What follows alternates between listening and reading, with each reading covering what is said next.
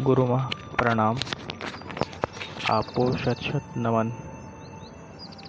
माँ बगलामुखी को बारंबार नमस्कार हो। कल से मैंने आपके कहे अनुसार साधना शुरू की है। 11 दिन की साधना का फर्स्ट डे कंप्लीट करा है। मुझे कुछ अनुभव हुए हैं जो मैं आपको बताना चाहता हूँ। पहला अनुभव तो ये है गुरुमा, कल मैं रात 11 बजे साधना करने बैठा।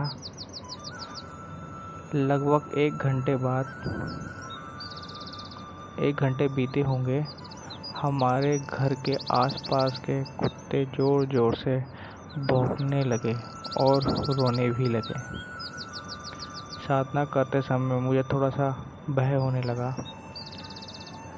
ये सब साधना के टाइम तक चलता रहा, लगभग रात को 2:30 से 3 बजे तक। ये मेरा पहला अनुभव है। दूसरा अनुभव ये है गुरुमा, ये अनुभव बहुत हैरान कर रहा है मुझे। मैं खुद ही ये समझ नहीं पा रहा हूँ कि ये मेरे संग कैसे हुआ।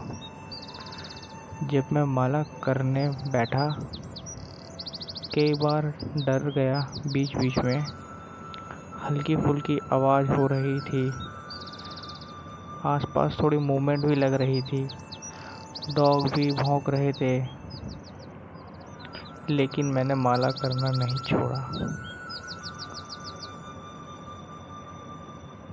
लेकिन सबसे हैरान करने वाली बात यह है कि जब मैंने अपनी माला कंप्लीट की, 11 माला कंप्लीट की और आंखें खोली तो मैं हैरान हो गया।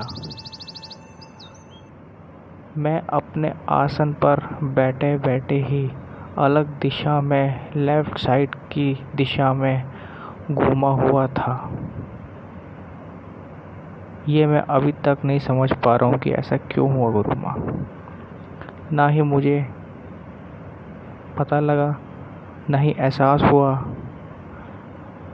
सिर्फ इतना ज़रूर हुआ था कि मेरे पैरों में दर्द हो रहा था, तो थोड़ा मैं पैरों को मूवमेंट ज़रूर कर रहा था, लेकिन घूम रहा हूँ ये नहीं पता था।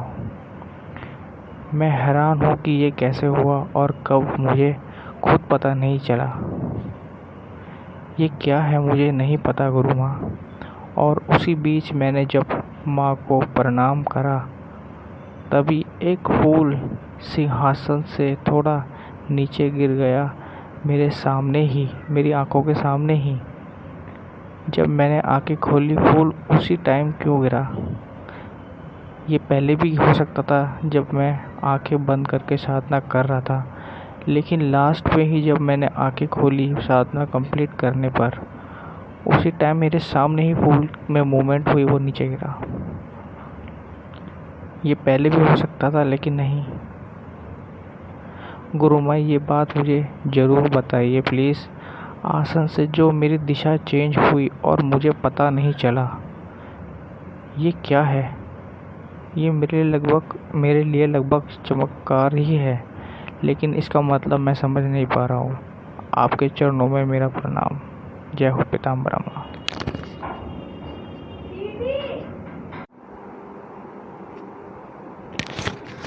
गुरुमा प्रणाम। आपको शत शत नमन।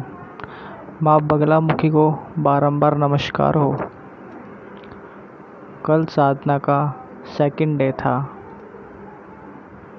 गुरुमा जब 10वीं माला स्टार्ट करी तो ऐसा लग रहा था कि माला को कोई मूव कर रहा है।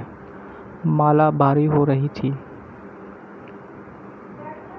10वीं और 11वीं माला करने में मुझे काफ़ी टाइम लगा और माला भारी होने लगी और मेरे पैरों में और कमर पे थोड़ा वाइब्रेशन हो रहा था, लेकिन बहुत कम था।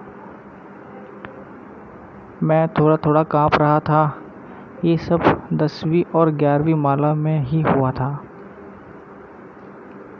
और सेकंड डे भी, यानी कि कल भी, मैं अपने आसन से अपने लेफ़्ट साइड मूव हुआ था, लेकिन फर्स्ट डे के मुकाबले ये कम मूव था।